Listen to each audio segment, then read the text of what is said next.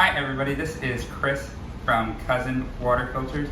Today we're going to go over the IL-200 series installation. Overview for the IL-200 series. This is an inline filter that's certified to last for 5 years or 10,000 gallons. And it does come with a 5-year performance warranty. That's very unique. So if at any point you need to replace this filter prior to reaching the full 5 years of service, that is covered under the warranty.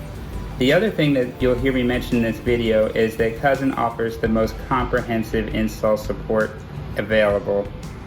Today we'll be covering fridges with copper tubing, plastic tubing, and stainless steel. The first step is going to be to carefully pull out the fridge. There will be little feet at the bottom of your fridge that you can raise up so it'll roll out easily. If you've got sensitive hardwood flooring, one tip is just to put a piece of cardboard underneath the wheels before you move it side to side. Helps prevent any scratch. Okay, so we got the fridge pulled out. Next step is going to be to unplug it, and then we need to turn the water off going to the fridge. In this instance, the shutoff valve's on the other side of the wall, but normally it'll be right back here. All right, turn the valve until it's completely closed. Quick important step is to make sure that that shutoff valve is completely closed and in working condition. So try to run your fridge dispenser. If no water comes out, you're good to install. If the shutoff valve does not shut off and you get water coming out, contact CuZn and we'll send a replacement shutoff valve at no cost, along with some instructions for how to install that. To complete the mounting, we're going to leave the brackets on the IL-200, and then we want to peel off the plastic just like this. To mount it, you just press it up against the back of the fridge and hold it there firmly for about 10 seconds, and it'll stick right in place. Now we are disconnecting the fridge water supply line from the inlet of the fridge. Good idea to have a towel handy, as some water will drip when we disconnect the line. Once you've got it disconnected, the copper lines can be a little stiff, so just give it a tug. Before reconnecting that copper line we've just disconnected to the inlet of the IL-200, we'll need to snip off the end of the tubing. To make a fresh connection, what you'll need is a pipe cutter. If you don't have one of these little tools, you can contact CuZn support, and we'll drop one in the mail for you at no cost to you. We've got great little mini ones that'll work for this purpose. Place the pipe in the little groove, and then go ahead and tighten the pipe cutter around the pipe. You don't want to keep tightening, crazy tight. You just want a nice firm grip around the pipe, because this is how it works. When you spin it, it starts to cut the pipe. Each time you spin it, you want to tighten this knob a little bit more.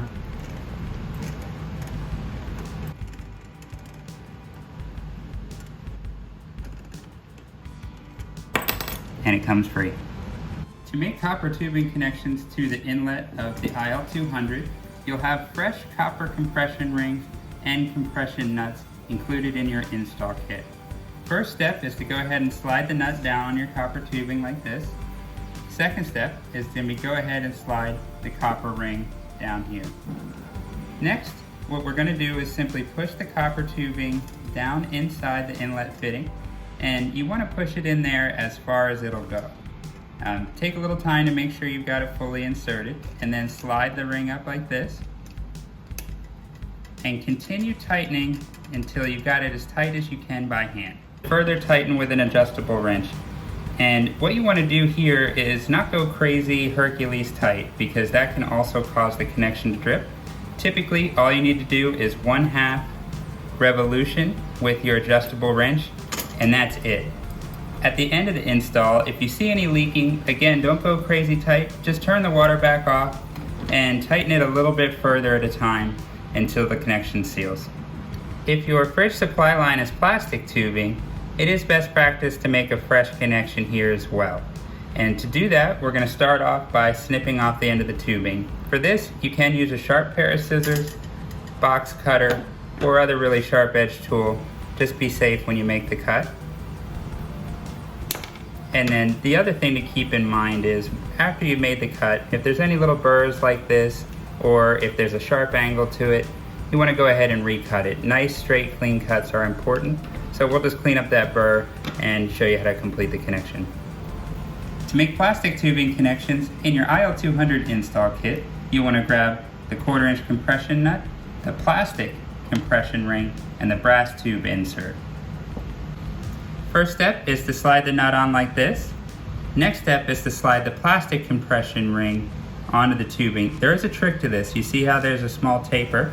We want to make sure that the taper is pointing towards the IL-200 like this. Taper pointing this way. And then the next step is we're going to slide this brass tube insert inside the tubing like that. Make sure it's flush. And again, we're going to push this tubing into the fitting as far as it'll go. And keep pushing in while we snug this nut down on it. And we want to go to firmly hand tight here. The other trick with plastic tubing is it does have to be tighter than copper.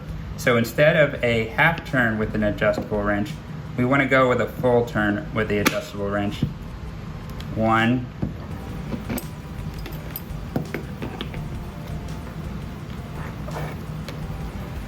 like that. Once you're tightened down, you should have a real snug hold on the tubing here.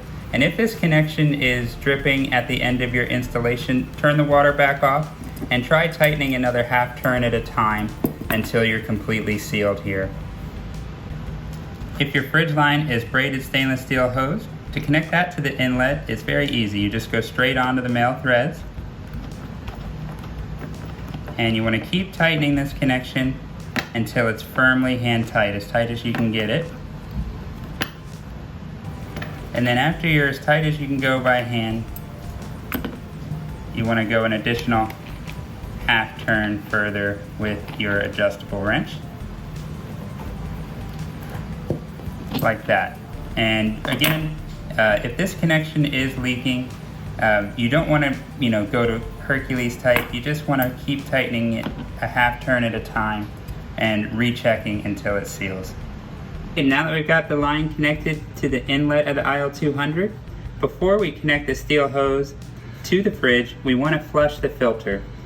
Just run water into a bucket for a minute or two.